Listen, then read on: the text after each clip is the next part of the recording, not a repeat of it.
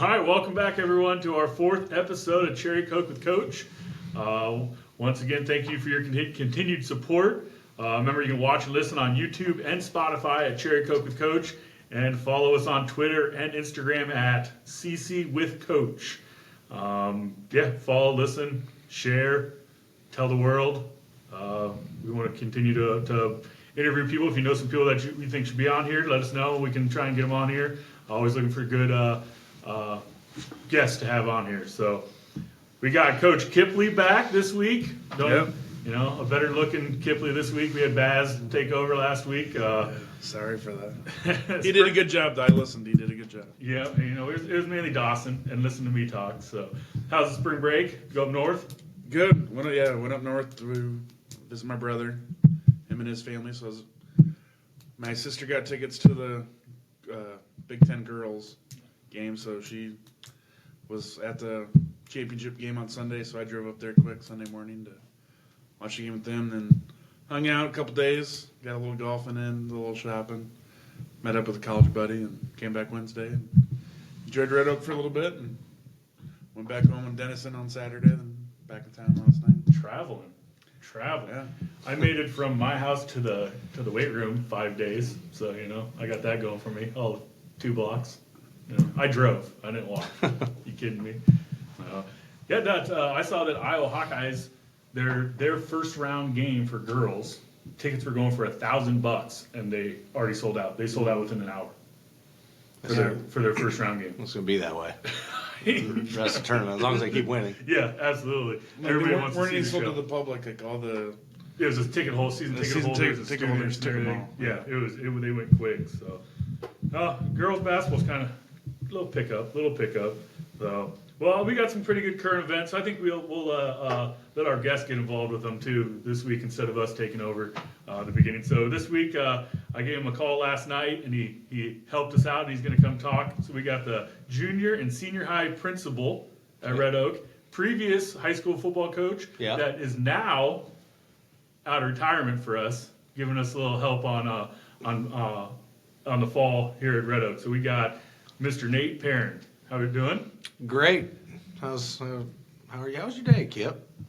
It was good. Talked a lot of basketball, getting ready for ISAFs. We'll get going there this week. So ISAFs. I didn't see you today at all. I saw you this morning, and that was it. You got to get down to the Green Mile down here to see us. Yeah, walking the mile. Yeah, it's a solid 0.7 mile to get down here. Yeah, I have to have a reason to come this way. It seems like. Yeah. I try and come down and see you every morning and talk shop, but some days I better not bother the principal every day. Today was actually a slower day in the office, which was good. I got some stuff done. Yeah. Something done. Yeah. Well, we had track start, right? That started this week.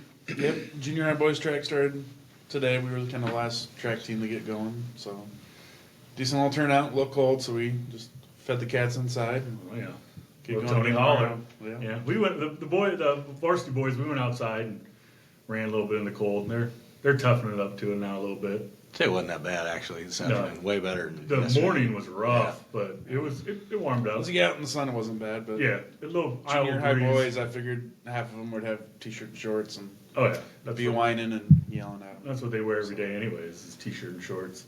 What else we got? Other sports? All the sports started today, right? Spring sports. Yep, tennis and soccer. Yeah, all official now. Golf, officially going. Tennis. That one sport they kick that ball around. Soccer. It's official. Yeah. So everything's rolling here in Red Oak. Current event-wise, we got some NFL free agency. My Eagles picked up Saquon Barkley. That's big. That's, we're still going to suck in the long run. The NFC East is not, it's a traditional power, but they always end up screwing it up in the end. Look at the Cowboys. Yeah. We want to talk about Commanders. They're nothing anymore. The Giants, they're going downhill. And the Eagles, Cowboys, they'll make it to the playoffs and they'll screw it up. Every single year. And what have the Cowboys done? Nothing. They haven't done anything. Especially in the playoffs. The Eagles, you can't fault the Eagles. 2 years ago they were in the Super Bowl, so. Yeah, we lost. But, any team, we played against your Vikings? Packers. Oh, I should have said Vikings. You would love to have your Yeah, I was back happy in with how they did last just year. in the Super Bowl. But yeah, making the playoffs is kind of like Cowboys, Eagles now. I mean, you get to that, like you expect to make the playoffs, and then as fans, you're almost like you don't even get your hopes up. Are you a Cowboys fan too? Yeah. I know Nolan is. Yeah. So I figured you were too. Yeah, that's hate the Cowboys. So We're all in the same spot. We expect our teams to be good, then it's a crapshoot in the playoffs. yeah, NFC East that's probably I would say the best conference in the longevity of all. top to bottom. Yeah, Yeah. from the beginning of the first Super Bowl to Oh, now. yeah. You know, I mean, just because look at they've all won them. I mean, the Eagles got one, and that's the least out of any of them. Cowboys, how many they got? They got a handful. Yeah. Redskins got a handful. Giants got a handful. I mean, it's a powerful Yeah, conference, you're right. but recently they've just not. I mean, Eagles obviously won one a few years back, but it's just AFC. Yeah, AFC. it's hard anymore. It's all about the quarterback in the NFL. So Well, you can't touch them, so that's not never good. Well, quarterback. What do we got? I got Justin Fields went to the Steelers. Russell Wilson went to the plans to sign with the Steelers. He hasn't signed yet. They said so. He's Russell hadn't signed yet. no online. It said Steelers plan to sign him. So So they're waiting. I must be some kind of litigation. they or just kind of something. agreed to terms. Yeah. So there must be a time frame where he can be signed. Maybe he doesn't want to go there now. I don't think you'd want to go there now. Well, you got Justin Fields going there, and he got screwed over in Chicago. My test tells me that Fields is your number one quarterback there, but Well, and then I think they came out and said that Russ is our number one. Yeah, more athletic version that can run Uh-huh. the same style.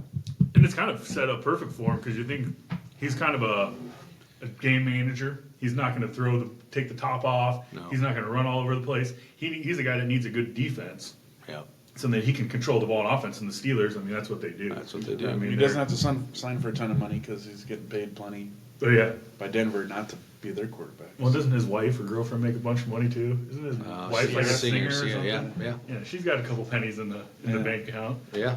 What else we got for Kenny Pickett? So he left Pittsburgh. He's got traded to the Eagles for a fourth round.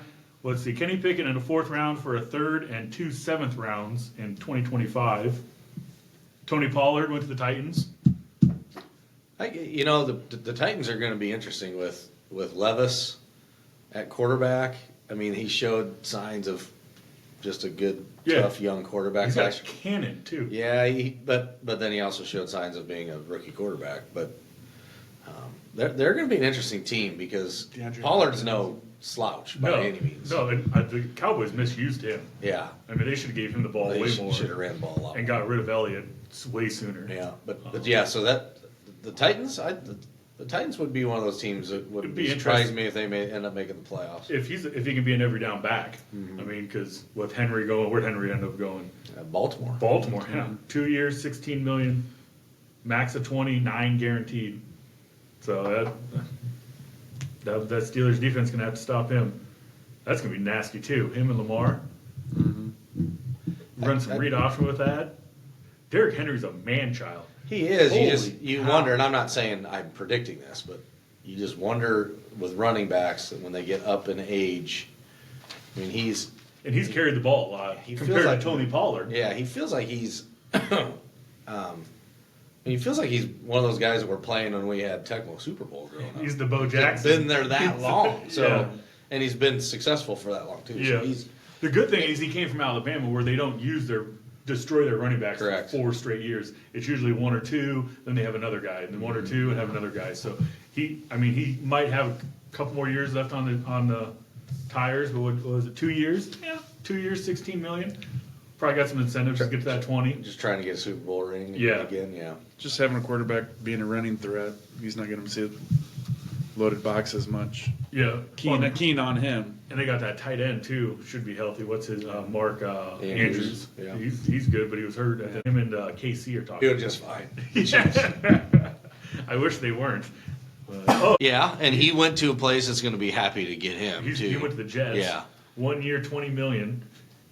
And that's a 13-year vet, probably. Yeah, 12 that's years? a see if you still got it. Yeah. Oh, Contract. yeah. Yeah. Yeah. If, sure. if he's still got it, he'll get another 2 or 3 years Yep. on that. At NCAA tournament, right? We had the conference tournament this past weekend. What we got It should have been a 1 seed. Their issue, in my opinion, over Houston. No, not over Houston necessarily, but their wins were unbelievably impressive. Their quad one wins, Iowa State's, but their strength of schedule non-conference was like almost the worst in the country. Yeah. And so they said they could have beat like the number 1 team in the country, the number 2 team in the country, and the number 3 team in the country, all in the last 2 weeks, and they still would have never been a 1 seed just because of their non-conference strength schedule. That's what they're saying, and I you really can't disagree with that as a committee. At the beginning, 2, 3, 4. I mean, they're all playing each other because. But the they same reason. are. I'm mad if I'm Iowa State fans. Sorry, Iowa State fans that watch this. Oh, they complain too much. They will find something to complain about when, like in this case, if I'm every other team in that half of that region on their half, I'm ticked off that I got stuck with Iowa State. They in college basketball, just like in the NBA, when the playoffs roll around, defense is what makes a difference. Absolutely. Oz, that's all he. You watch them play at the beginning of the year. I swear they don't even work on offense and Ames the first 2 months of the practice. He's all defense. See, they are so good defensively. It's a senior oriented like point guard and a solid defense. It's going to win championships. Yeah, and he's. I've always said if I was ever a high school basketball coach, I would go talk to him how he develops the season as a whole, because they got better offensively as the year went on. Yeah, their offense is going to come. Defense has been great all year. I mean, if you can stop people, you only got to score a few points. So I'd just be looking at it. If I'm a Cyclone fan. They're a good 3-point shooting team. Drake and Washington State, that should be a good game. They're worried about the fan bases traveling to play them. And Iowa State's gonna have more people than that's anybody my point. there. And Iowa State fans, you guys brag about how great your fan base is all the time. Then show up and shut them all up. Just quit complaining that you got to play 2 other teams in the area. And then I saw they were complaining that then they're gonna then we have to play UConn because they play them in Boston. And they're like, we got to play them in their own backyard. It's like, well, that's what happens. That's when they're a top seed, you're going to play somewhere closer to home. Yeah. So, anyway, you guys got a favorite? Who you? They're my pick. Would you consider them a Cinderella? Maybe. I mean in the eyes of the general national audience, probably because we know they've had some good runs. I mean, back in the Curtis Stinson days, Kelvin Cato. They had some good teams back then. Floyd and Usashi years. But I wouldn't consider them a Cinderella because I think they're good. And I can think historically. Blue blood. No. So I think if they make a run, they'll get some. They're a tier 2 national support in basketball. I'd say they're a tier 2 team. I mean, you got the tier 1 teams. So you got Purdue. So Houston isn't a traditional blue blood. No. But everybody else in the ones are. UConn, UNC, Purdue. People are used to those names all the time. Then you get into your 2 seeds. Arizona, blue blood. State. Tennessee, Marquette, and then Iowa State. I'd almost put them with Iowa State, and I like that second tier. They're almost blue bloods. If you follow the sport, you know that they've been around. But in the super relevant. Yeah. So no, if I just had to pick a team without like researching, bracketing my way through and doing all that, I mean, when you do that, heck, I could go somewhere else pretty easily. But when I just got to pick a team, I'm going Iowa State. You didn't watch all the conference tournaments because 17 1 seeds in the conference tournament. Yeah, they all lost. Yeah. So it's like all the 1 seeds lost in their conference tournaments, so you don't feel good about them. So I think in one of my brackets I picked Arizona. I'm like, they're a 2 seed. And they were kind of like I can see North Carolina. They were number 1 to start the year. I mean, it's not like they're a slouch. Maybe motivated to play the Final Four in Phoenix. So it's like and just the other teams in their side of the bracket. When Purdue's guards play well, I think they're probably one of the better teams in the country. I picked Purdue. So yeah, I mean, if their guards play well, I mean, you can't stop Edey. No. Period. Unless and you got that other big guy in there too. There's another guy that's like 6'11", 7 foot. Yeah. Well, you got that longer hair. They had him last year. So it's more Purdue. I just think, they're gonna. Well, for 5 years, they're gonna fumble it at some time. Well, for 5 years straight, I picked Gonzaga to win it, and they fumbled every year. Or Butler did it for 2 straight years, or whatever it was. So I went Purdue. I got Purdue, Wisconsin, UConn, and UNC in my Final Four. I don't think Houston's Houston's not that good. And then they got destroyed by Iowa State in the conference. Just the beginning of the game, and I got a text from a friend of mine who was at the game. The score was like, I don't know, 14 minutes to go in the game, and they were already up by like 20 or 30. I'm like, it ain't even worth trying to flip it on anymore. I had Iowa State plus 5.5, so I was good there. I was watching another game that was a little tighter that I needed to win, and I lost that one. So Yeah, my that's- parlay didn't go as well as I planned. They're again, defensively, they just, I mean, it's a number defense 2. wins championships. Yeah. Well, I'll tell you what. I think no, that's out of the lower region. New Mexico. I watched them play all weekend. I watched all their games. They got some people out there that they can make some moves. I got them going to the Elite Eight and then losing to UNC. But I mean, Clemson's not that good of a team. Baylor, they're beatable. Arizona, I mean, they've shown that they're beatable by lower ranked teams. And I think I also wrote Creighton down. I don't know if you guys consider them as a Cinderella anymore, but I mean, I would. I think a lot of people in the country probably would too. they're low. They're mid-major conference, Yeah. and they're usually around. But yeah, those are my two Cinderella picks per se. Kip, got any Cinderellas? If Drake wouldn't have gotten a 10 with Iowa State, I would have probably picked him to go farther, but I got a little Valley biased. Being a UNI grad, kind of salty. Indiana State's now the highest team with the best net to not get in. Yeah. So going back to the Iowa State. What seed did Michigan State get? I was just going to bring up Michigan State. They are the 9 seed. Which seed? They're They're one a of the team. scariest teams in the tourney. They're a team that, I mean, you watch their regular season games, and you're like, these guys don't even look like remotely close to an Izzo team. But they show up in March. They always do. So Yes. that was like, they're Michigan State, so they can't be a Cinderella. No. But they're a 9 seed that you could end up seeing in the Elite 8. Oh, there you go. I had it wrote down. For that exact same reason, like Izzo has them ready. Like I don't know how he does it. They could be one of the worst teams in the Big Ten. They show up, win the Big Ten tournament, do something just to slide in, and next thing you know, they're winning it. It's Well, I think they got in this year because like Indiana State had a better net and I don't want to say overall resume, but they got in because of what we're talking about right now. It's like, well, they're really close, and Izzo is good in March, so let's get them in there. Yeah. They're probably more likely to go beat somebody than Indiana State. Is Yeah. what they're thinking, Yep, and make an I agree. upset because who have they got for their 8 and 9? Mississippi State. Who's So, I played mean, well in the SEC tournament. But, Yeah, so I mean they had a good run at it, so it'll be interesting. It's always fun.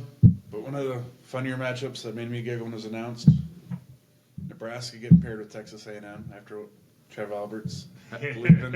And the women, too. Did you see And that? the women's tournament, that's hilarious. I saw it in the girls. I And just laughed. the NCAA, they got something up there. So Coach Johnson came in. He's like, "Oh, one's not a coincidence. 2 is."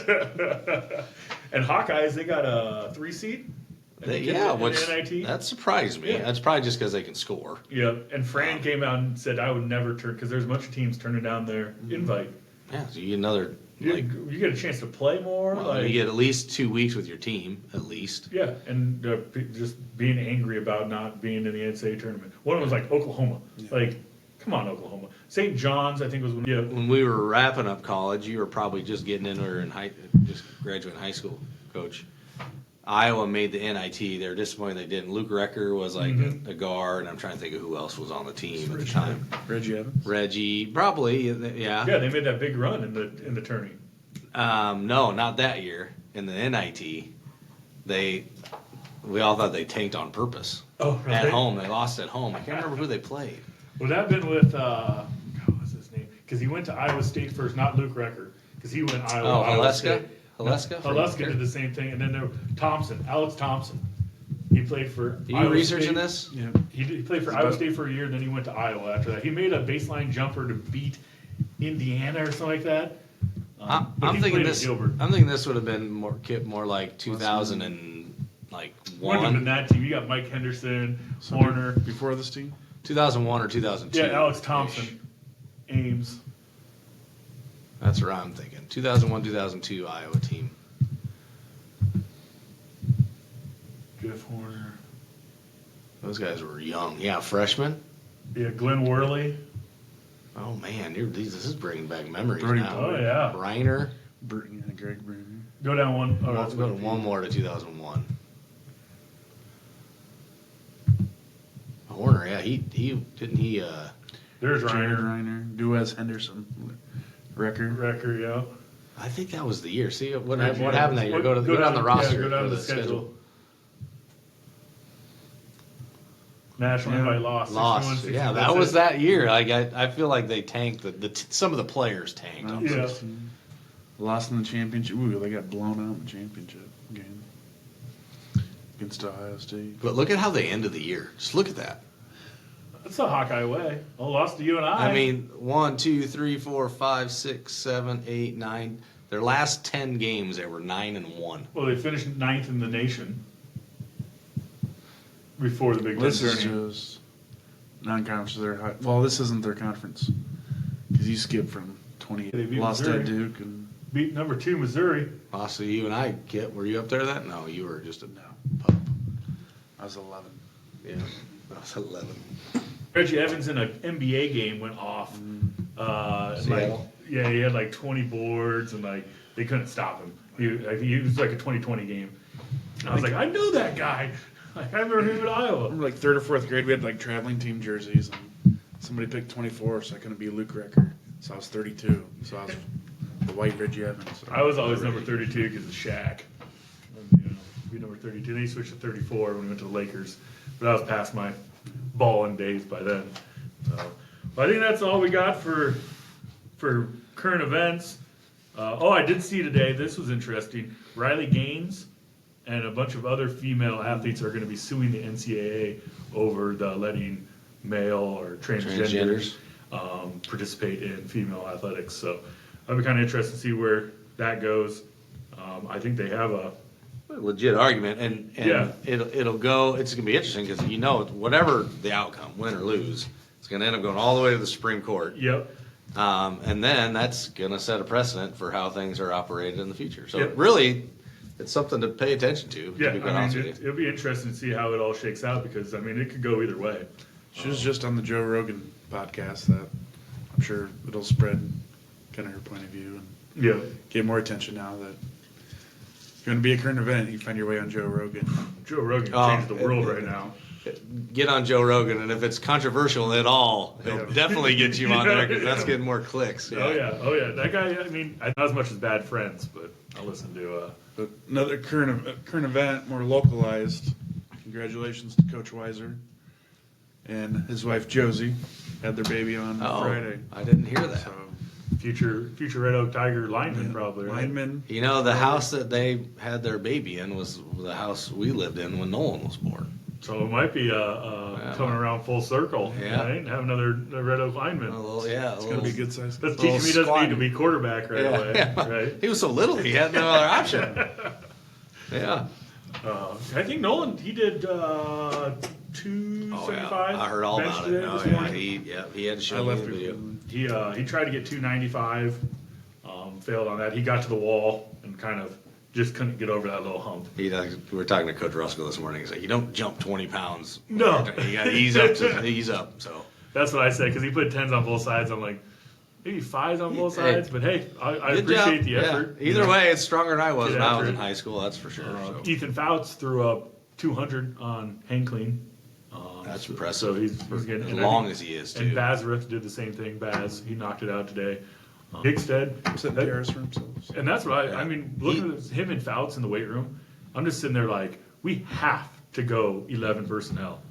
We have 2 6'9" tight ends, Yeah. and then we got Dylan Ryberg as well, who's just as tall, a little less athletic, but he'll get there. That's why I said even Yo. when we were talking after the camp, and we're probably getting off schedule, but we're talking after camp. That's the whole point, Coach. Yeah.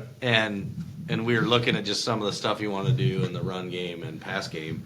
And I was saying, it almost makes sense to just, it doesn't matter what the formation is, to work Riley and now even Landon, if he's developing there. Ethan into the formation just because tight end Slide him back to does an a little bit of do everything. kind of a 20 Does help. rotation there. Yeah. Even with Nolan too, we can rotate him around Yeah. and save him a little bit. It's just good seeing those guys lifting and getting bigger, faster, stronger. Because I mean, that's what we as coaches have always talked about is the strength is the key. 100%. That's We got plenty of speed in the hallways. smarter and bigger. Yeah. Well, I got a few topics here for us today. I figured we could start with some Hawkeye football. Right? That's right. I You're put a some Hawkeye thought guy. into that. Yeah. Next year, well, we got the big talking points to me was Tim Lester coming from Western Michigan as the new OC. We'll get your opinion on that. And I don't think we need to talk about Phil Parker. I think that guy's the GOAT of defensive coordinators. So how much? Let's just say that. How much longer does Phil have, and Kurt, in your opinion? So, I feel that Coach Ferentz wants to stick around until he is the all-time winningest coach in Big Ten history.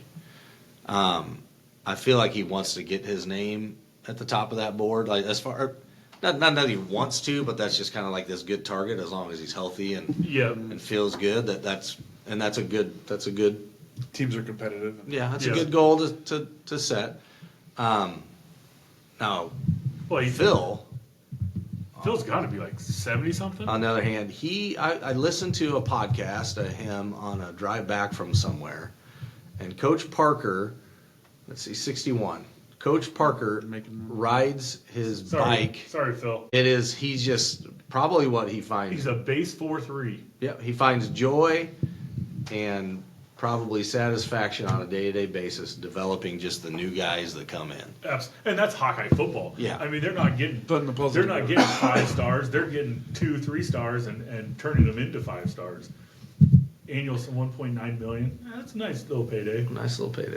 But he should be the highest paid D coordinator in the nation. He doesn't even. They don't even blitz really. They're just a straight up. We're going to go 4-3, some slants, probably go over under, and play good coverage in the back end, and just play solid. Have solid linebackers that can find the ball. They're going to be studs all around. We're going to have some stud linemen, some stud linebackers behind them. Yeah, I could. If you're going to put a number or a date on Ferentz, I think that's kind of the best way to look at it is what's he have to coach for. Project that out. Mm-hmm. 3 more years, 4 more years, what is it? And he's had so many times where he's, you've thought like he's done, like they're having a bad year, and the next thing you know, the next year they're 11-1, and he's got one year left. Stag, it's the very top thing up there. Kip, you just had it. Sure, that's right. Vegas. Weird. They have. Barry Alvarez 197. So there we go. There you go. Stag. Ferentz is at 196. 36. So, yeah, that's not. Yeah. 36. 4 or 5 years. Yeah. Woody Hayes would be the big one. Stag was so long ago. Well, almost 1896 to 1932. Yeah. He's of football. Really? It's him and that Stag is who they have. I think it's the Division III national championship is named after him, the Stag Bowl. But he coached at Chicago. That was so long ago. Huh. But yeah, 4 wins. So he'll get that non-conference next year. Can they get 9 wins next year? So their conference schedule, I think even with the addition of the 4 we are considering, because they play UCLA on the road in November. It's like, that'd be a great fun. That'd be a great winter trip for Iowa families. Yeah. It would not surprise me at all if there are more Iowa fans that go out to those. That go to that game than there are. All right, hopefully we get it cut back in the right spot. But we're talking about Hawkeye football next season. So we were talking about their defense. We talked about Coach Parker. We talked about Ferentz. We were getting into their the outlook on their schedule. I was talking about their fairly favorable schedule. Yeah. So even with the new teams, I think a 9-win team is like. I think you should expect that if you're an Iowa fan. Who knows how the offense is going to look this year? My guess is we can expect to see much of the same stuff. Maybe it just gets simplified a little bit. Illinois State, Iowa State, Troy. It's not a bad non-conference. Minnesota, Ohio State. Washington will be down. We'll be way they down. Lost They lost everybody when they're too deep. You look at that right there. You got Ohio State on the road. They're probably not going to win that. And then, I mean, where else are you going to say they're probably going to lose it? Nebraska. So, That's at home to end the season. That happened 2 years ago. Yeah, no, really. I mean, they'll slip up somewhere. Yeah, they will. I'm just saying you don't. That's just not. The only game you look at that and you say they're going to lose it. Yeah. Is the Ohio State game. Northwestern. And that'll be the game they win, and then they'll lose to Yeah, Northwestern. probably. That's the way Iowa rolls. Yeah. So I mean, they got a favorable. They return a lot, right? Up at Minnesota, maybe. Yeah. They're always playing tough, usually. And they return a pretty good chunk of their roster. Well, we're just looking at that. Their roster's about as good as it's been in a while. I mean, they're not blasting skill players at you like they never really have, but defensively, they're just solid. You got and Proctor. And you got Proctor back on offense. But look at defensively. Nick Jackson, Higgins back at linebacker. You got Castro came back at Cash. He's like he's the new hitman. Is Schulte a senior yet? Graduate. Or like a grad, Yeah. grad senior. So he'd He's be been his there fifth forever. year. Could have came back. Harris a corner. I mean, Pompo's a Deontay five-star Craig, recruit. Yaha Black, Aaron Graves. Those guys would start at any D1 team in the nation. Herkett was good. Herkett, He was just yeah. behind dudes. Yeah. Yes, They're defensively, they're going to be really tough to. I mean, and that's, Fisher that's was always Hawkeye good. football. Hagen Fisher, senior grad transfer.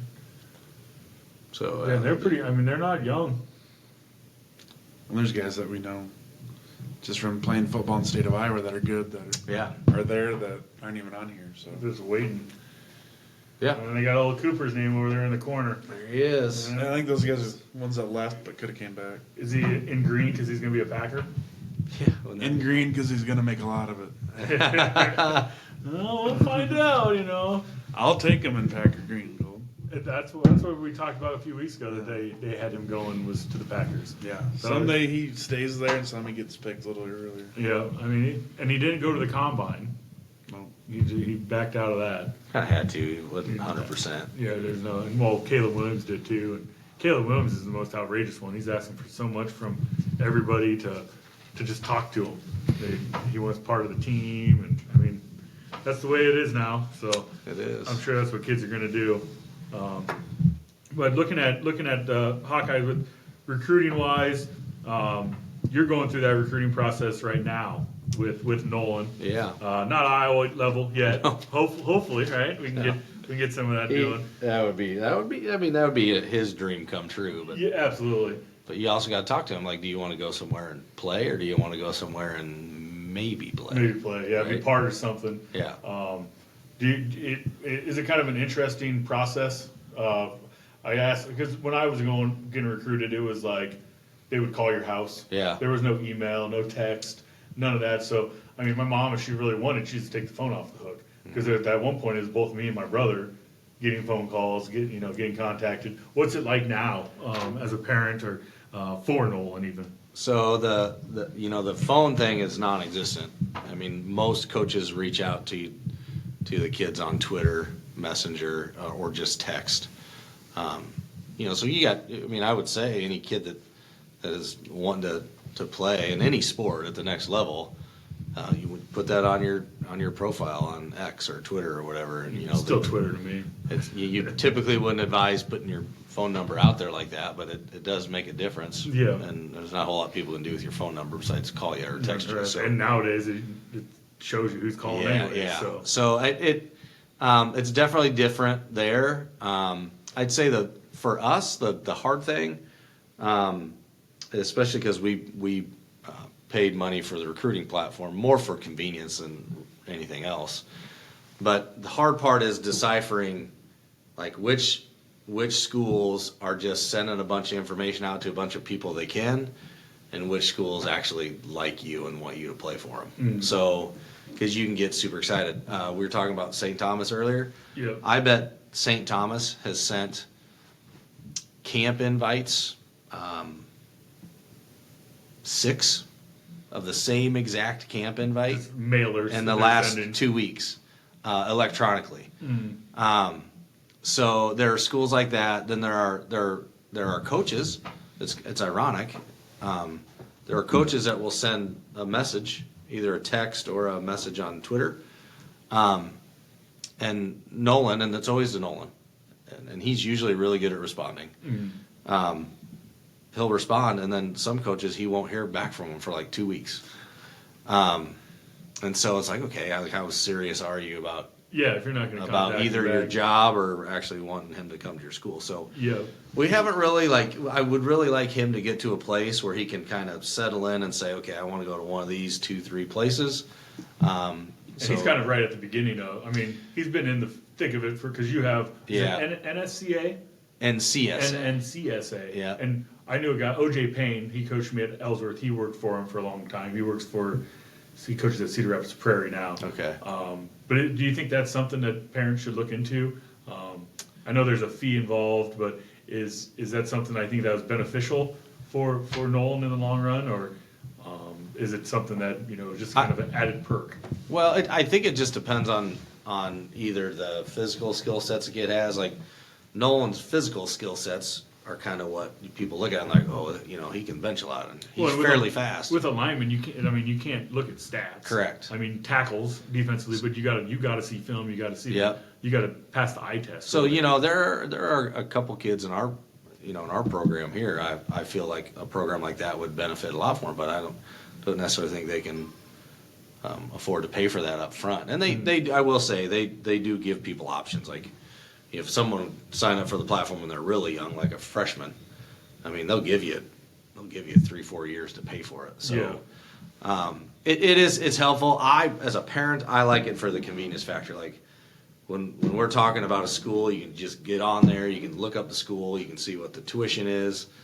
Everything's in one spot, all the schools. You can see who all their coaches are, what their emails are. Some of them have their phone numbers listed.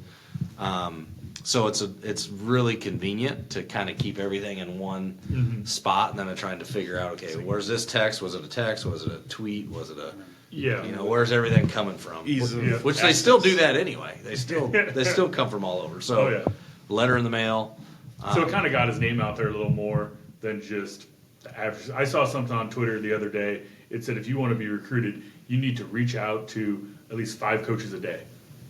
Wow. Send your film out. You need to be active on social media, posting stuff, posting your workouts every day. They say it's pretty much like a job now to be able to be recruited, because it's not just, hey, here's a phone call, we got this kid over here. I feel like there's probably a lot of truth to that. Like you got to catch the coaches at the right time.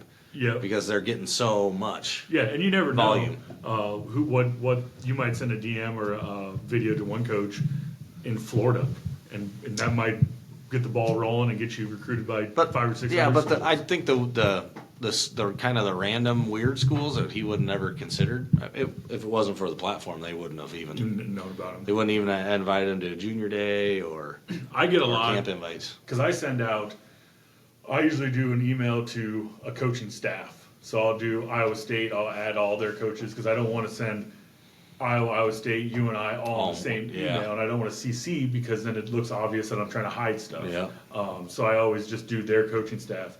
And I've had coaches in Florida reach back out to me, Georgia, and say, hey, like, we appreciate you got good-looking guys, but we're not recruiting Iowa right now. Because I don't think those NAI schools down there are trying to pull kids from the north. It's more the north schools are pulling kids from the south. But yeah, it's a fickle beast. I know I've had a couple kids that have done the services and they've liked them. I would say because you also get it into after your freshman year of college. Oh, okay. So if things don't go right and you're just looking to trade schools again, you got all the information in one spot. Yeah, which is a nice piece. I think it'll be big for Nolan this summer with camps, because I think that's where I think it boils down to. You get to a camp and you show out there. I mean, that's firsthand. They're seeing your speed. They're seeing your strength. Yeah, they're seeing your movements. His is going to be speed and lateral quickness, and that's going to body language, how he how he carries himself. Oh yeah, and that's why I tell the guys all the time, like, be the first one in the line. Yeah. Try not to ask them to repeat things. Yeah. Show that you're paying attention during the drills and stuff, and be the first one and be gung ho to go. Go. If you make a mistake, make it 100 miles per hour and get back in the line and go again. Yeah. Like, don't show any bad emotions or anything.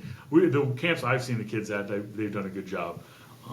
But yeah, I think that's camp stuff. I know Adam and Nolan were talking about USD and UNI for sure, to try and get. I know a lot of those schools bring a lot of people in to watch. Well, you just want eyes on you is really what it boils down to.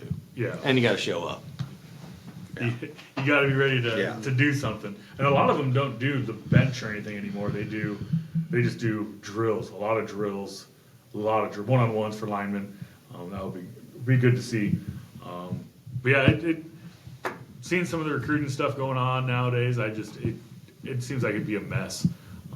'Cause, I mean, they can reach out to you in any form now. They can still, I mean, you said phone calls are really non-existent anymore, but that's just another option for them. I know Lane Kiffin talked about he texts kids when he's taking a shower. He'll be texting away. Probably constant. Yeah, just always Yeah. texting, and that's the header. So he's talking to the main recruits. Then you got all these Assistants, the guys that might want. Yeah, like, okay, you contact these 20, you're in charge of these 20. Yeah. I mean, it's crazy how it all goes down like that. Yeah, I was interested about the recruiting aspect of because football is way different than anything else. I'm sure in 4 years you'll have to worry about Marley running. Yeah, well, I don't know if she'll want to Run anymore. compete after she's done with high school. Mia, probably our youngest one, she's super competitive, so she probably whatever she does, I could see her wanting to do something when she graduates. But it's kind of fun to hear from different coaches and think about different areas.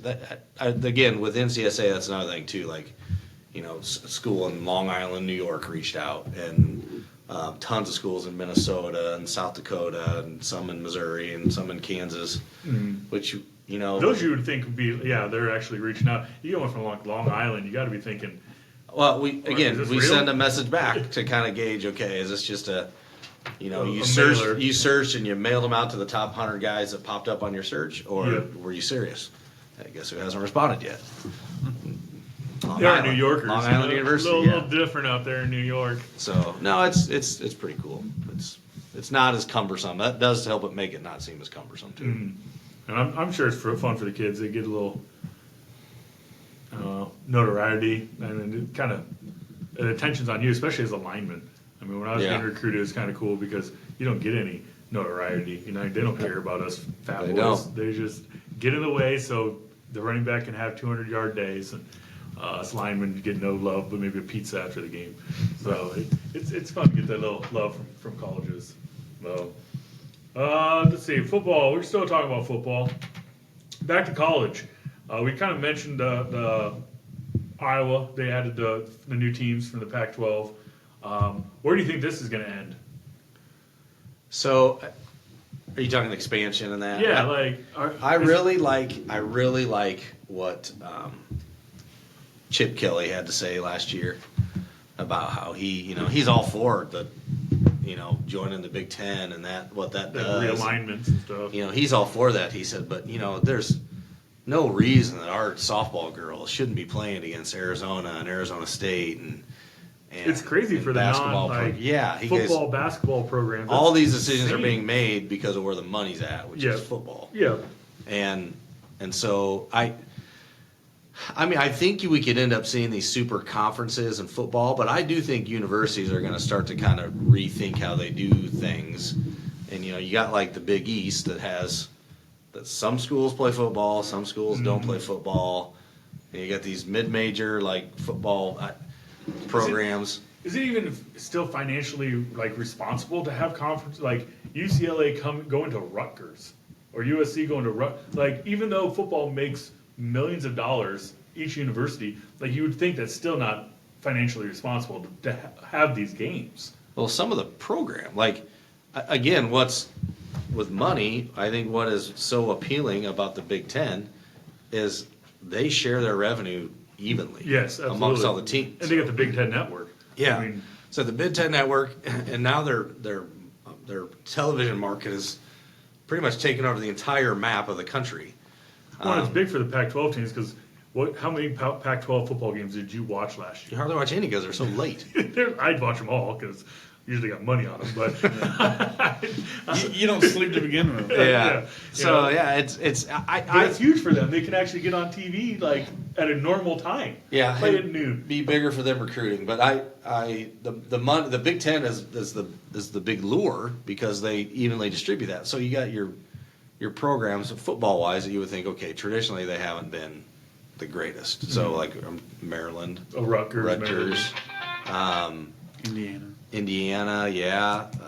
Purdue's been down lately, like not lately, but overall the last like 10, 15 years. So they're still making their money, even though they only put like 25% of their stadiums full of people. Yeah, And they maybe not have the greatest product. They're still making that money. Oh yeah, they're still making plenty of money. It just. So I can see the it. cost is going to be so high. I can see it just applying to football. I mean, and that's really the way it kind of needs to be. Is it just applying to football? Yeah, I mean that's what the big factor is. Because I had Kippley pull this up because this is what I saw when I was researching it the other day. 2 20-team mega conferences. 2 20-team mega conferences. And then they talked about it kind of like how they'd separate them and whatnot, basically geographically. But then they talked about the first 4 teams or out. They talked about Iowa State not even making it into it. Right there. Their last 4 in would be Mississippi, North Carolina, Kentucky, and Arkansas. And then the first 4 out would be Louisville, North Carolina State, Iowa State, and Cincinnati.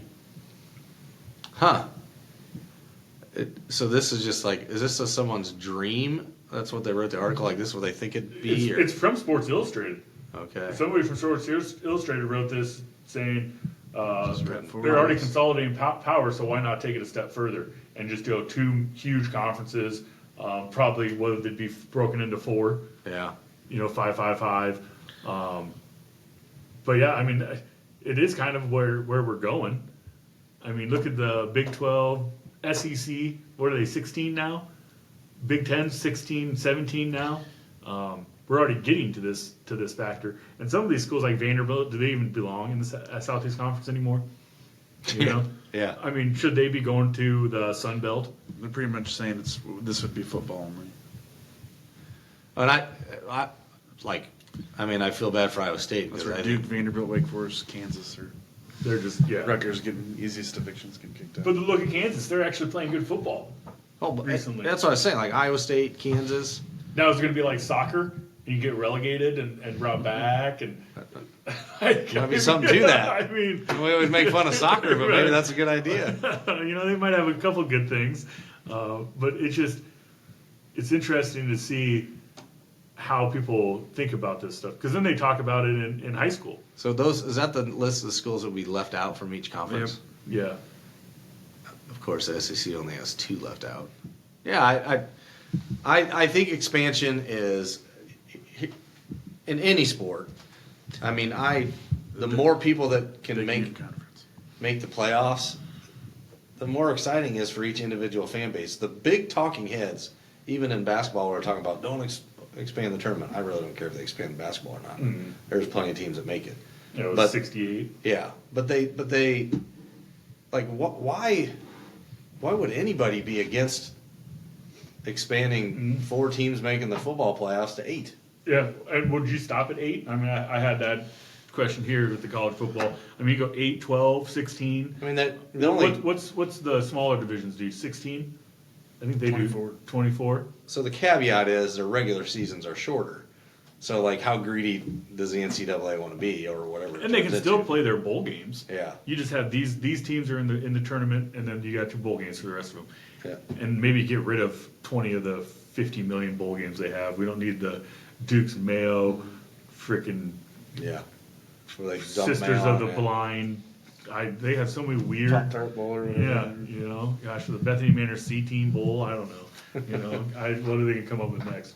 Well, in taking that to high school, is that going to happen in high school now? Like, there's been talk of the Hawkeye 10 separating, maybe going big school, small school, separating them, getting the big schools out of there. Like, can Southwest Iowa afford to do something like that? Well, they could. We've talked about a lot in the the Hawkeye 10 meetings in years past, and even just in little conversations this year. But I mean, they could afford it. The problem is the bigger schools are the ones that would suffer more so than us. We'd be in great shape. We're kind of like a chameleon. We feel big at times and we feel small at times. So Yeah. our size of school, I think Shenandoah, Clarinda, Red Oak, they would all probably come out ahead if things changed. The problem with high school sports is there's no parity anymore. It depending on the sport, it has become the haves and the have-nots, and schools can work their way back into the haves, but it takes Years. 3, 4, 5 years at a minimum, and that's if you can keep coaches and coaching staffs together. And that's to get back into the Correct, haves. just Like to get back saying, in there. So we're not talking about getting back in. Let's talk about getting in. that is the issue with that. So when it was Shenandoah who brought it up, Yes. last year I believe. Yeah, I think Derek Martin had a pretty good article about it. I actually created a parity strength of schedule or strength of record scheduling program on Excel that basically ranked how you finished the year before, and then based on your rank, it generated your schedule so that if you were one of the bottom tier teams, divided the Hawkeye 10 into thirds basically. Mm-hmm. If you were in the bottom third, you only played a team in the top tier once So each year. it's kind of like what they're doing with football for 5A. Yes. They had the pools. And that would help tremendously with baseball, basketball, softball, volleyball. I feel isn't. It kind of ebbs and flows. I mean, you have a couple teams that are always at the top, but It would make your conference, like your regular season schedule, a little more competitive. You might be able to pull out a few more wins here and Yeah. there. I like the Hawkeye 10 because, and I don't, other than bowling, I don't coach a actual Hawkeye 10 sport, but the competition level is phenomenal. Even in bowling, track. I mean, those guys didn't. I mean, we got speed too, but I mean, you go up against a Harlan or a Lewis Central. I mean, they got the pick of the litter in those areas. Yeah. Harlan's the whole frickin' county. yeah, You know. that's why they're Harlan community, not just Harlan. So It'll be interesting to see. I think that's the direction we're going, and high school is just going to follow the college.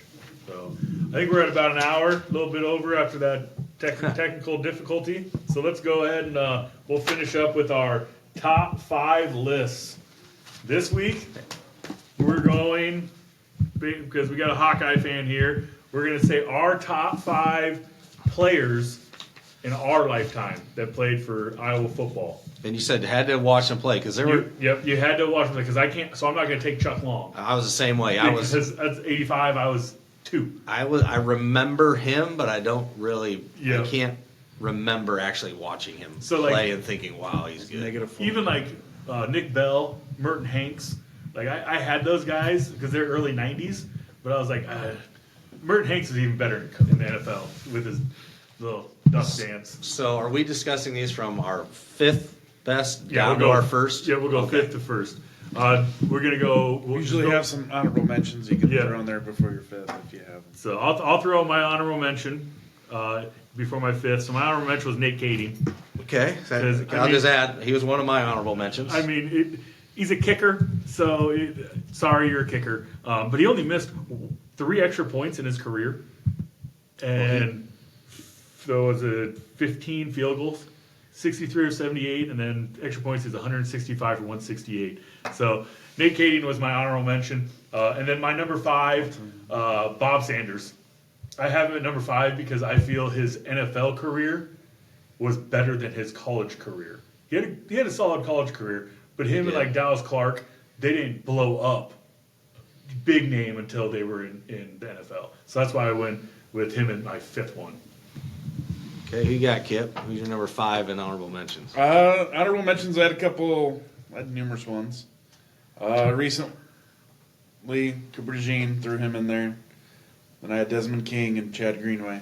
So those guys aren't in my top 5. Then Crazy. in my head, for my number 5, he could probably be a little higher because he did have a good career, but I didn't want to have that Denison bias showing. So I put Brandon Sheriff at number 5. So Replaced Riley Reef, who was in the NFL. 2014, Outland Trophy winner, Remington Pace Trophy winner, was first team Big Ten and All-American. Then he drafted number 5 overall to the Redskins, behind Jameis Winston, Marcus Mariota, Dante Fowler, and Amari Cooper.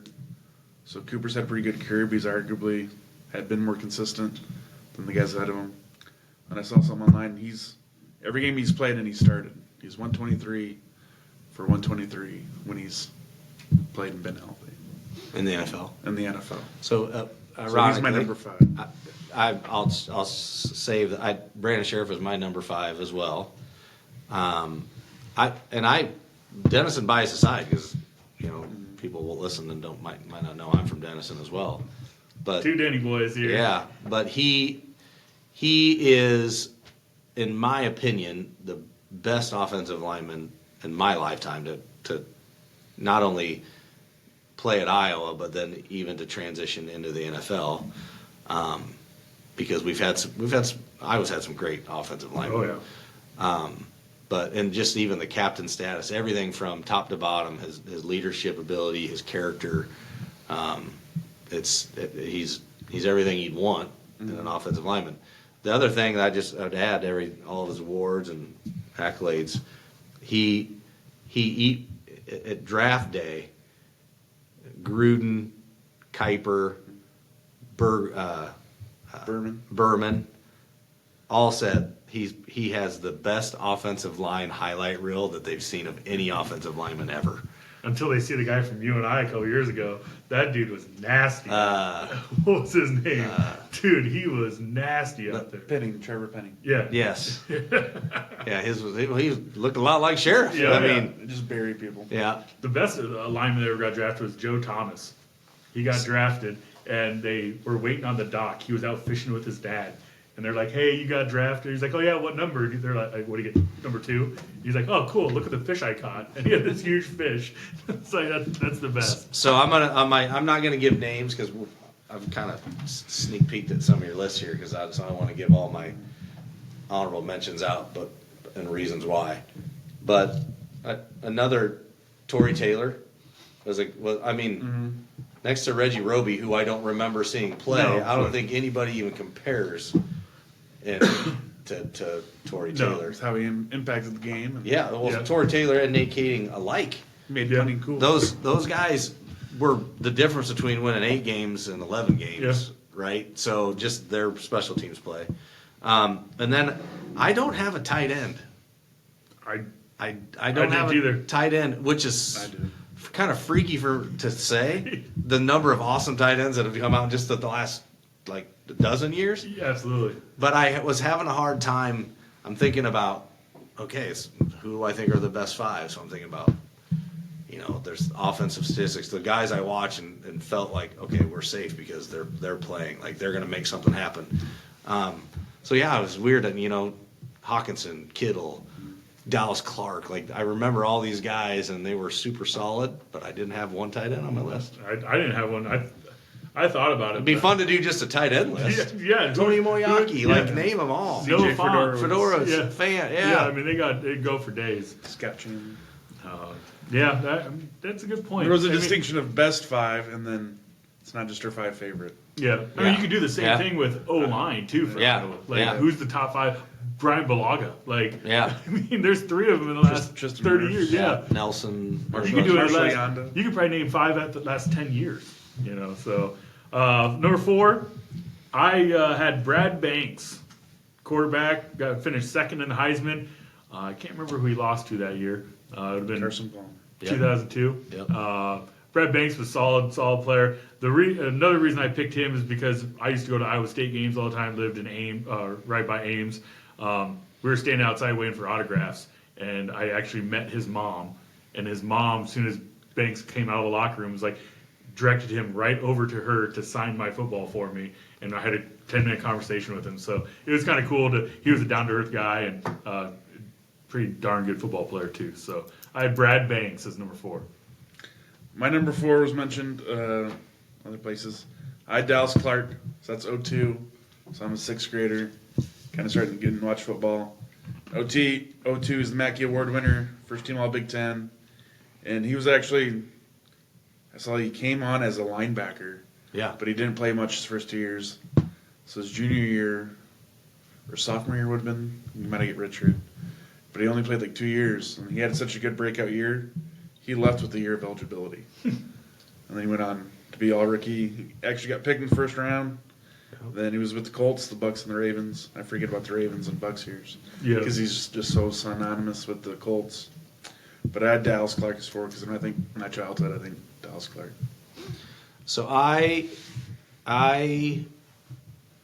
was struggled on this one. This is my only quarterback in my list, and Brad Banks was where I was at, and then I pulled back on Banks because he really only played 1 year.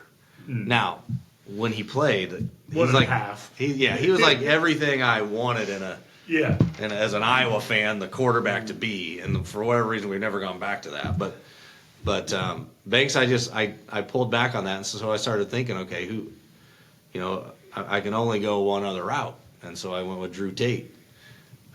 Drew Tate is third on the team in all-time passing yards. He's third on the team in all-time TD yards.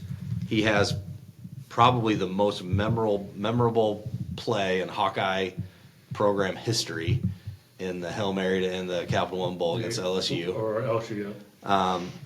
Caught by a guy who hadn't caught a touchdown pass his entire career. Warren Holloway.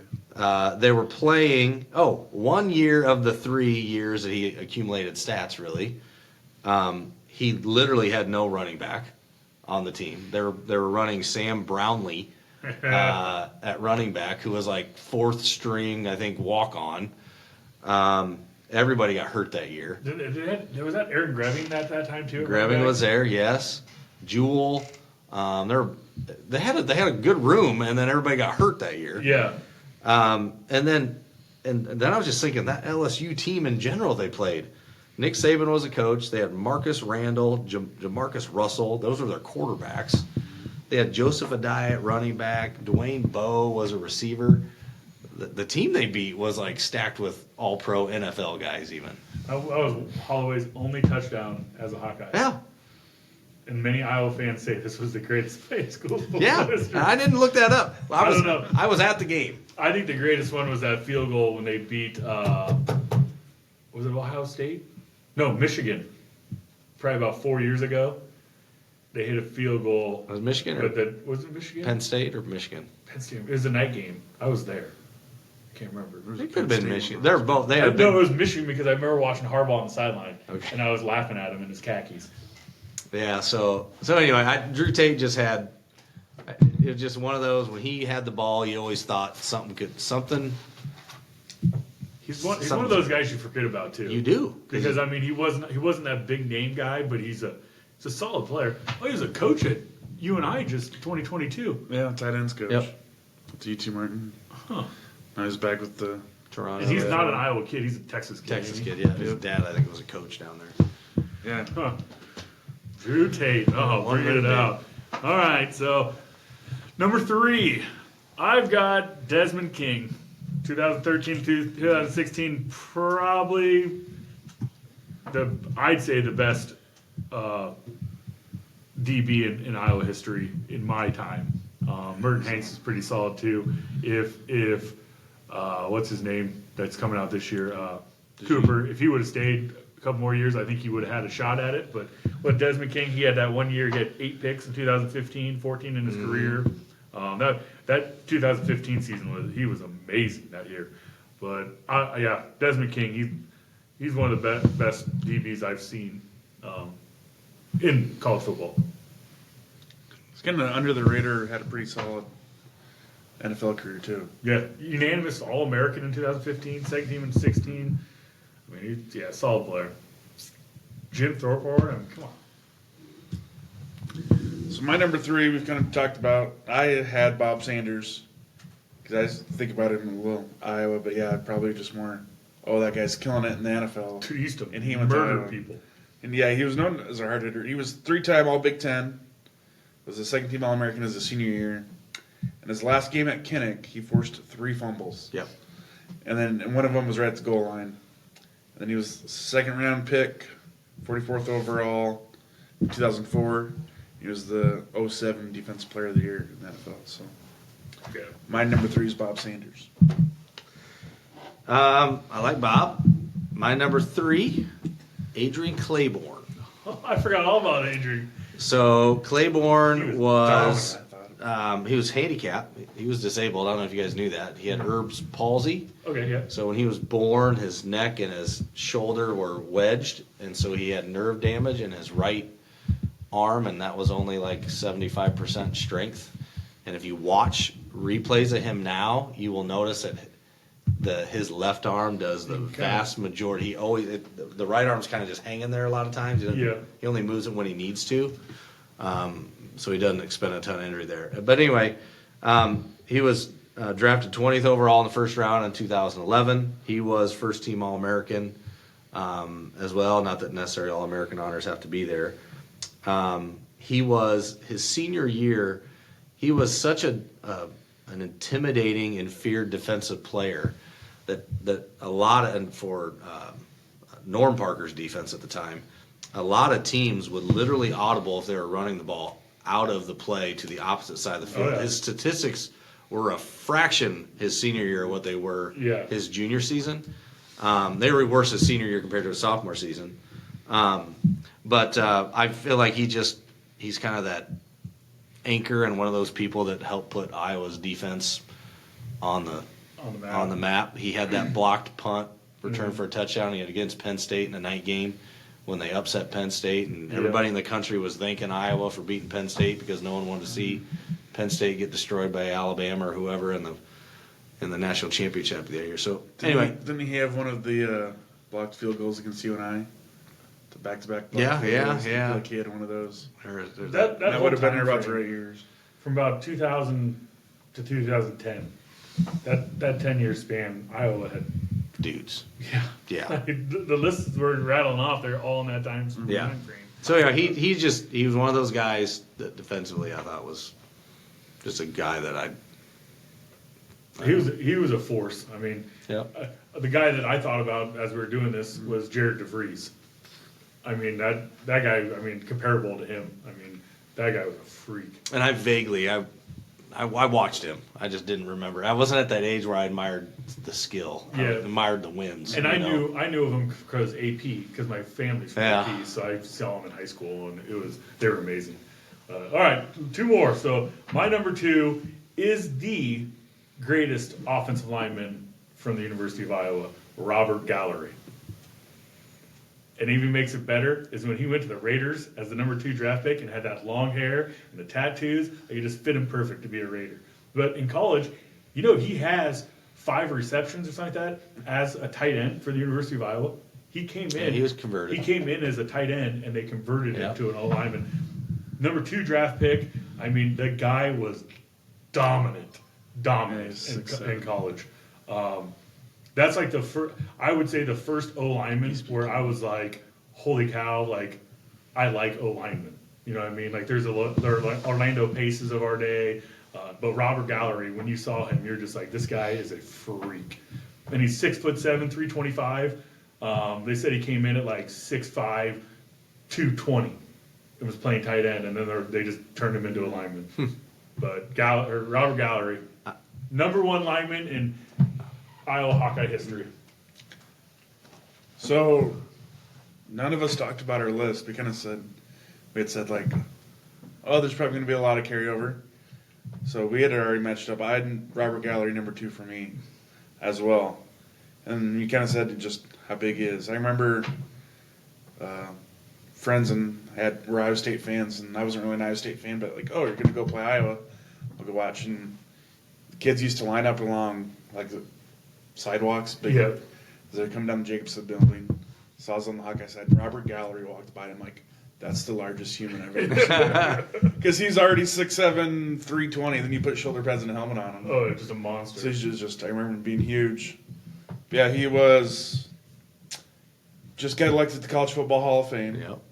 03 Outland, unanimous All-American, Big Ten Offensive Lineman of the Year, and 2-time All-Conference. And then, just being number 2 overall pick. Maybe not known for his stellar career. He played a decent amount of seasons. Played 104 games, it said he played. Yeah, 2012. He recovered 4 fumbles. 2012.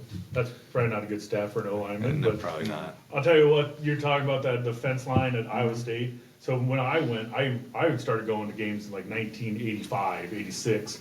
I remember the Jim Walden days. Well, they didn't have the Jacobson building there. There was no fence. It was bleachers, like high school bleachers in the middle of that.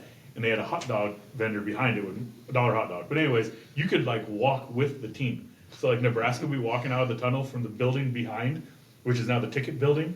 We'd walk with them all the way down. They'd take off onto the field, and we'd just keep walking. We'd stand on the turf. We'd go wherever we wanted during that time. But like you literally could be with the players. Yeah. And that's back when Nebraska had like Lawrence Phillips, the Peters brothers. Like they were monsters. But it was just, you're a 10-year-old kid like, holy I just remember like cow. a kid next to me, he like grabbed Ed Hinkle's arm and got like an Ed Hinkle sweatband. like that's got to be nasty, but that's kind of cool. That's the coolest I've ever seen. Because he's just looking back like, You got it. doing it there? Yeah.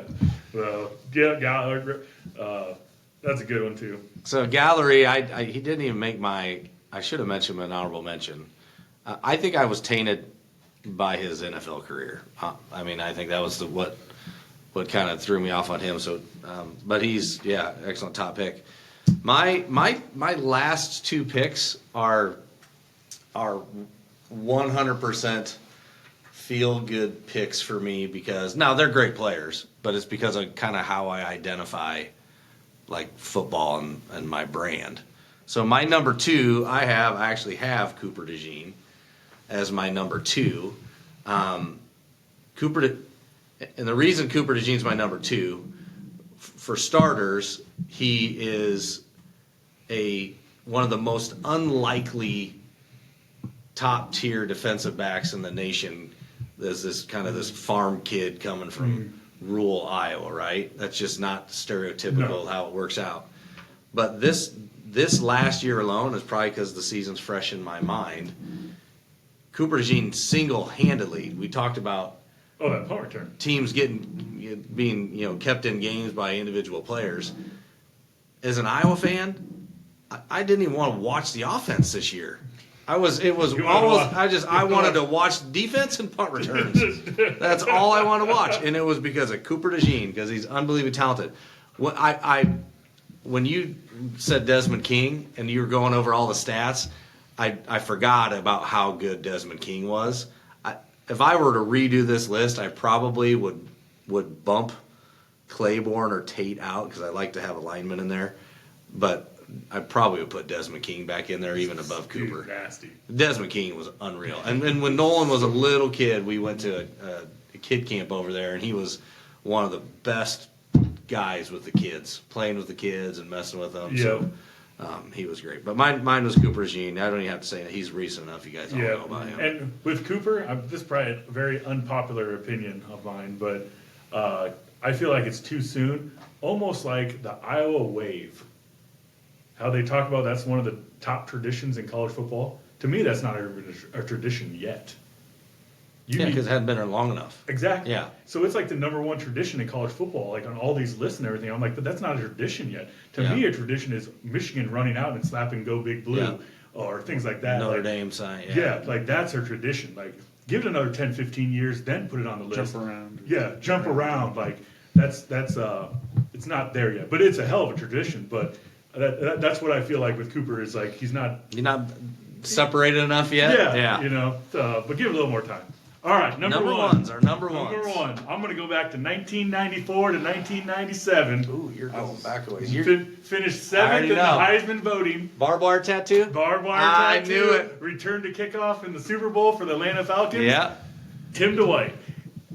Amazing. Honestly, amazing. Probably the most electrifying player to watch. And my dad hates Iowa. Hates Iowa football, hates everything about the Iowa Hawkeyes, will not watch a game. Like, to this day. Like, Hawkeyes are on, he'll turn the channel. He will not watch it. But he was a senior in high school, Tim Dwight, and my dad's like, we're going to the Dome because you have to see this guy. Opening kickoff, they kicked it out of bounds. First play from scrimmage, halfback toss right, Tim Dwight went 80 yards untouched into the end zone. I just remember looking at my dad like, holy cow. Like the guy was amazing. Best player in Iowa history. Tim Dwight. Did he go to Iowa City? Was he City High? Yeah, City High. Yep. There's another thing. Look at the guys that went to City High. Him, Dan McCarney. Now you got Keeter. I mean. Yeah. Well, there's more. Oh, yeah. City High guys. Yeah. Tons of them. Who you got number one, Kip? You can't have that guy because were you even born yet? So you said lifetime, then you said 94. I was about to interrupt you and say, well, I was in preschool. So, don't really, like, it's kind of, I knew of them where parents were like, I don't remember watching them on TV, so I had them pulled up in the tabs because I knew one of you guys were bound to put them. But, so I didn't have Tim Dwight, but I totally know who he is. So for me, it's like, who had the biggest successful year that I remember when I was younger. So I did have Brad Banks, number one, but it was on the year. It was the 02 AP Player of the Year, Davey O'Brien, award winner, and was second in the Heisman, Carson Palmer. They went to the Orange Bowl that year and lost to Carson Palmer. I think they lay an egg in that one too. I think so. Yeah. They laid an egg in My that brother's at that game. Yeah, it was first team All-American, Big Ten Return the MVP, kickoff. and all kinds Iowa of returned the kickoff. Yeah, it was like To dramatic. Yeah. start that game and ended up getting destroyed after Yeah. that. Yeah, I remember Yeah. that game. So Brad Banks was my number one. So in 02, I was in 6th grade. It's probably the Seventh grade, so I was second worst, one of the worst screw overs in the Heisman, other than Troy Davis. Well, you know why Troy he didn't Davis win the should- Heisman. Seneca Wallace Oh yeah, Seneca's. beat him in Iowa City. But We were at that game too. we go through Iowa State football players, and I guarantee Seneca Wallace is on all 5 of our lists. Yeah. Yep. So no, I Banks single year. I don't think you can argue. He probably had the single best offensive year of any player in Iowa history, next to Niall Kinnick. Yeah. But we definitely weren't alive No. for Niall. So my number one, I feel like was Brian the Ferentz? beginning. No, not Brian. Brian was a good lineman though. He was a good lineman. and he is a good lineman and tight end coach too. I'm going to give him credit there. I'm not going to talk about what I think he's not the greatest at. But, I'm going with the guy who was never first team All-American. I feel like was a part of that era where Iowa got identified as just physical, tough, disciplined football players. And I think he was number 5 on your list. So when I just think of like what I love about football, I love physical football. Yeah. So my number one is Bob Sanders because the Hitman, which is a terrible name to have in today's age. But it fits him so well. It does, and he was, what was he, 5'9"? How tall? 5'8"? 5'8", He yeah. was, I mean, 5'8", 206. name a guy on any Division I major FCS school who was shorter than 5'10". There's not very many of them. And if they are, they're like skilled slot receivers who are really fast. Yeah. So he just Not strong safeties. not strong safeties. He didn't have. I'm with you. He didn't have like statistically one of the greatest collegiate careers, but he is another one of those guys where it was like, and I think Dungy right there. But Dungy called him the eraser because he was so good at making other guys' mistakes. He'd fix them. If they messed up, he was a guy who Right there. fixed it. So, I'm all about physical play and high school football, especially the more physical team. 90% of the time is going to win the ball game. absolutely. And that's just, I feel like Bob was a part of making Iowa be thought of as this tough physical football team. And I mean, that's what Iowa does with kids. They bring them in and turn them into this. Iowa's the only school he had a Division I offer to. And that happens a lot. Yeah. That happens a lot with Iowa. Well, hey, we got some solid lists there. I'm gonna zip through. We'll zip through all 5 of ours really quick so we can have our poll. I had Bob Sanders at 5, Brad Banks at 4, Desmond King at 3, Robert Gallery at 2, and the Tim Dwight at 1. Kip. I had Brandon Sheriff 5, Dallas Clark 4, Bob Sanders 3, Robert Gallery 2, Brad Banks 1. And I had Brandon Sheriff 5, Drew Tate 4, Adrian Claiborne number 3, Cooper DeJean number 2, and Bob Sanders my number 1. And we're gonna end it right there because that was some solid list about Iowa. I think we forgot about a couple like Chad Greenway, Dual Hodge. Dual Hodge. I mean, Josie Jewell. Josie Jewell. I was thinking Like- that when you were talking about Bob. I was like, Josie Jewell. Like, how do we Yeah. forget him? So I mean, it shows. Anthony Hitchens. Maybe we'll have you back on and we'll do the Iowa list. It won't be as hard to pick the names on that Sean one. Green. It'd probably be, we might not be able to get 5 with that list, but no. But thanks for joining us Yeah. today, Coach. It fun. was a pleasure. We'll bring you back on. We didn't get I have a new segment we're going to start. Hopefully we'll do it soon. It's going to be called the X&O Corner. I'll put up a defense and I'll have somebody try and beat my defense, or vice versa. Somebody can put up an offense and I'll try and stop that offense. So that'll be something we'll do in the future. But once again, thanks for listening. Thanks for tuning in. God bless and roll Tigers. Yep. Fuck yeah.